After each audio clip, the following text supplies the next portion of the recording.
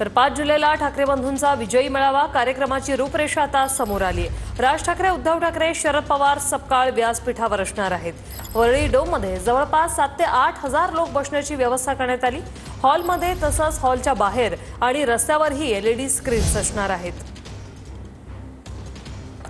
कृष्णा सोनारवाडकर आमचे प्रतिनिधी आपल्या सोबत जोडले गेले। कृष्णा, अगदी जोरात तयारी सुरू आहे 5 जुलैची, काय सांगाल?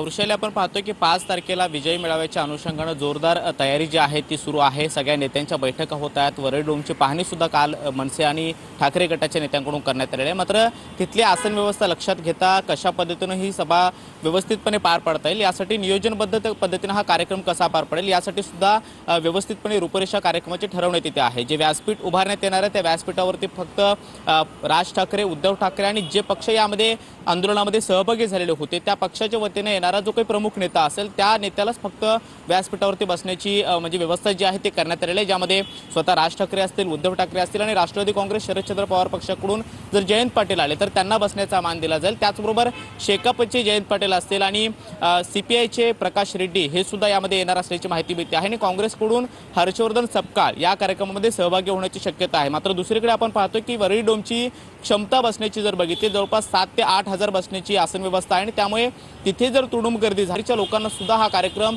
पाहता यावा यासाठी हॉलच्या बाहेर सुद्धा एलईडी स्क्रीन लावण्यात येणार आहे। त्याचबरोबर रस्त्यावरती सुद्धा एलईडी स्क्रीन जे आहे त्या बसवण्यात येणार आहेत। त्याचबरोबर पार्किंगच्या अनुषंगाने सुद्धा काही महत्त्वपूर्ण नियोजन जे आहे ते मनसे आणि ठाकरे गटाच्या नेत्यांकडून केलं जाते। वरळीच्या डोममध्ये हा कार्यक्रम होणार आहे त्याच्या बेसमेंटमध्ये 800 गाड्यांचं पार्किंग आहे आणि ते पार्किंग फक्त व्हीआयपी लोकांसाठी दिलं जाईल। म्हणजे जे महत्त्वाचे नेते येणार आहेत, पदाधिकारी येणार आहेत त्यांना कार पासेस दिले जातील आणि त्यांना पार्किंगची सोय उपलब्ध करून दिली जाईल।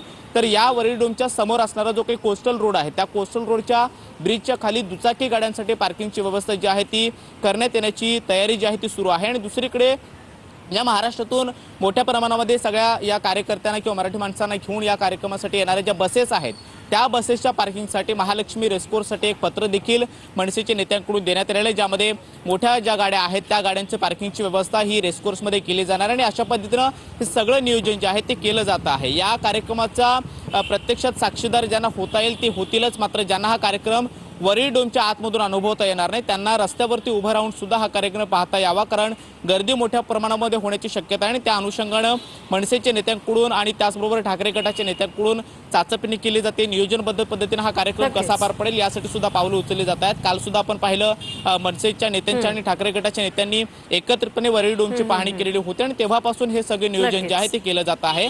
सगळ्यात विशेष या कार्यक्रमामध्ये साऊंड सिस्टीम जी आहे ती चकोरची वापरली जाणार आहे आणि हीच साऊंड सिस्टीम राज ठाकरे आपल्या सभांमध्ये वापरतात। त्याचबरोबर बाळासाहेब ठाकरेंच्या अनेक सभांमध्ये या चकोरची साऊंड सिस्टीमची चर्चा राहिलेली आहे आणि तीच साऊंड सिस्टीम या कार्यक्रमामध्ये सुद्धा वापरली जाण्याची शक्यता आहे। नक्कीच कृष्णा, या संदर्भात तुमच्याकडून वेळोवेळी अपडेट घेत राहू। तुर्तास धन्यवाद दिलेल्या या माहितीसाठी।